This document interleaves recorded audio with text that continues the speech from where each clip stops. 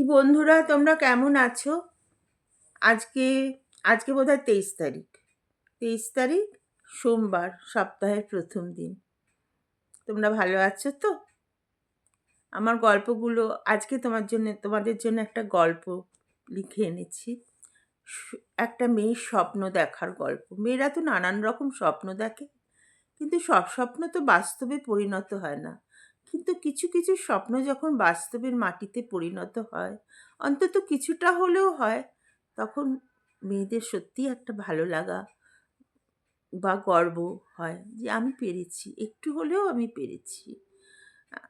আর এই পারাটা আমি নিজেই অর্জন করেছি। এটা আমাকে কেউ হাতে তুলে দেয়নি। আমার নিজের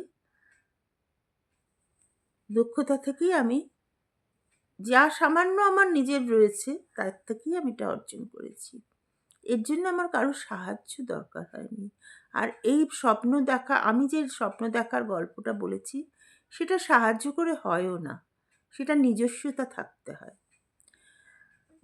আমার নিজস্বতাতে খুব বেশি আছে তা বলছি না, কিন্তু কিছুটা তো আছে।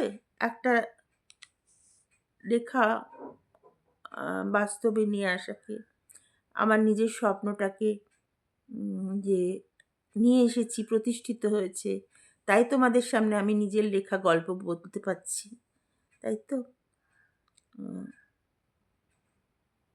তোমরা আমার গল্প শুনছো, কেমন লাগছে আমাকে একটু জানিও। একটু কমেন্ট করো, লাইক, শেয়ার, কমেন্ট প্রতিদিনের মতো বলছি। আর সাবস্ক্রাইব করো প্লিজ। গল্পটার নাম হচ্ছে অনুর স্বপ্ন। শৈশব থেকেই অনু স্বপ্ন দেখতে ভালোবাসে। খেলাধুলো, পড়াশোনা, গল্প, সব কিছুর মাঝখানেই চলতো তার দিবারাত্রির স্বপ্নের জালবোনা। এমনি স্বপ্ন দেখতে দেখতেই তার কৈশোর পার হয়ে যৌবনের চৌকাঠে পা রাখল। আশাপূর্ণা দেবীর প্রথম প্রতিশ্রুতি, সত্যবতীর চরিত্র আর সুবর্ণলতার চরিত্র তাকে তীব্র আকর্ষণ করত। তার অভ্যাস ছিল ডায়েরি লেখা আর বিভিন্ন সাহিত্যিকের বই পড়ে তার থেকে সাহিত্যের রস সংগ্রহ করা। প্রতিদিনের ঘটনার সাথে নিজের কল্পিত কিছু ঘটনা নিয়ে সে রোজ সবার অলক্ষ্যে ডায়েরি লিখে যেত। স্বপ্ন দেখতে দেখতে একদিন তার স্বপ্ন চূড়ায় উঠে বসল। চোখের সামনে সে সিনেমার ছবির মতন দেখত, যে সে তার সাহিত্য রচনার জন্য পুরস্কার যে সে তার সাহিত্য রচনার জন্য পুরস্কারে ভূষিত হচ্ছে। তার বাড়ির লোক কত খুশি, সে যেন দেখছে। তার বাবা বলছে, আমি জানি আমার অনুমা একদিন অনেক বড় লেখক হবে।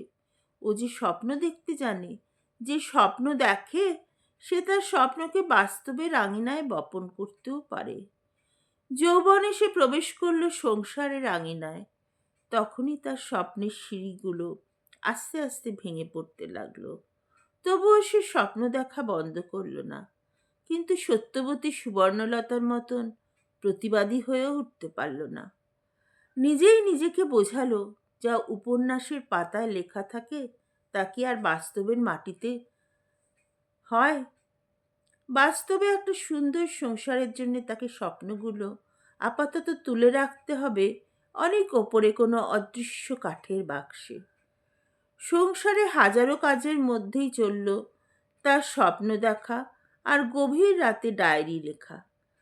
মনে মনে ভাবে, আজকের পর তো কাল আসবে, কালকের পর পরশু। একদিন যে তার স্বপ্ন বাস্তবের আঙিনায় ফুল হয়ে ফুটে উঠবে না, তা কে বলতে পারে? অনু এখন 50 ঊর্ধ্ব এক মহিলা। সে এখন লেখিকা হিসেবে প্রতিষ্ঠিত।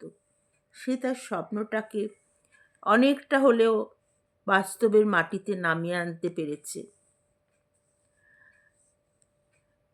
মনে মনে ভাবে, এই জায়গায় বা কজন যেতে পারে? একদম একজন গৃহবধূ সে। সারাদিন যার কেটেছে সংসারে সবার মন রেখে আর রান্নাঘরে। এত সব কিছুর পরেও সে লিখে লিখে চলতো ডায়েরি। তার নির্যাস গ্রহণ করত বাংলার অতুল ঐশ্বর্যশালী সাহিত্য ভাণ্ডার থেকে। আর তার এই সাধনা কি বৃথা যেতে পারে? তার জীবনের প্রতিটা সত্য তথ্য নিখুঁতভাবে ফুটিয়ে তুলেছে সদ্য প্রকাশিত গ্রন্থ অনুস্বপ্নে। বইটার বইমেলার চাহিদা দেখে সে নিজেই অবাক হয়ে গেল। সে আরও আশ্চর্য হলো যখন অনেকে এসে তার সামনে সদ্য কেনা নতুন বইটা নিয়ে বলল, দিদি একটা সই করে দেবেন, বা দিদি আপনার সাথে একটা ছবি তুলব। মেলার শেষে বাড়ির পথে যেতে যেতে যেতে তার দু চোখে জলের ধারা। মনে মনে ভাবে ইষ্টদেবীকে স্মরণ করে মনে মনে তার ইষ্টদেবীকে স্মরণ করে বলল, অনেক দিনের অনেক লাঞ্ছনা, অপমান, যন্ত্রণা, বেদনার জবাব তুমি দিলে। সব কিছু যে তোমারই দান মাগো, নইলে রান্নাঘরের কোণে পড়ে থাকা এক নিতান্ত সাধারণ মেয়ের স্বপ্নকে বাস্তবের মাটিতে কি করে বপন করলে। তার মেয়ে তাকে বলল, ভাগ্যিস মা তুমি মনে মনে দিবারাত্র স্বপ্নের জাল বুনে যেতে, তাই তো লিখতে পারলে অনুর স্বপ্ন। অনু তার মেয়েদের হাত ধরে নিজের সৃষ্টিকে অনুর স্বপ্নকে বুকে আঁকড়ে ধরে এগিয়ে চলল সামনের পথ ধরে। কেমন লাগলো বলো গল্পটা? ভালো লাগলো? ভালো লাগলেও বলো, খারাপ লাগলেও বলো। কোথায় কোথায় খারাপ লেগেছে সেটাও আমাকে বলো। তাহলে আমি গল্পটা আর একবার ভালো করে লিখে তোমাদের পড়ে শোনাবো। আর বারবার বলি, তোমাদের জীবনেও যদি কারোর কোনো ঘটনা থাকে,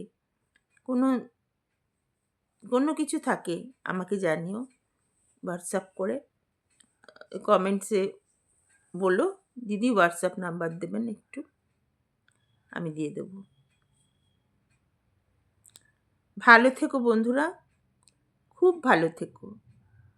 আর এটাই কামনা করি ঈশ্বরের কাছে, সবাই যেন সুস্থ শরীরে ভালোভাবে থাকতে পারে। আমার মতো অসুস্থ হয়ে এরকমভাবে অকেজো হয়ে যেন বাড়িতে পড়ে না থাকে। তাও আজকে একটু রান্না করলাম। যে মাছটা আমার নিজের প্রিয়, আমার কর্তা খায় না, তো নিজের কিছু খেতে ভালো লাগছে না, একটু তেল ঝাল বেশি করে ফেলছে রান্না, তাই জন্য আমি নিজের মতো করে একটু আর মাছের কালিয়া খেলাম।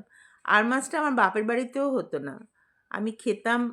আমার পাশের বাড়ির এক মাসিমা আমাকে খাওয়াতেন, খুব ভালোবাসতেন উনি। ওর মেয়ে আমার খুব প্রিয় বন্ধু, এখনো পর্যন্ত আমাদের সেই বন্ধুত্ব অটুট। এই এত দিন ধরে এই বন্ধুত্ব ভরে রাখা, এখন আমরা আমাদের সম্পর্কটা অনেকটা দুই বোনের মতো হয়ে গেছে। ঠিক আছে, রাখছি এখন। আবার তোমরা জানালে কেমন লাগছে, আমি আবার পরে আসবো।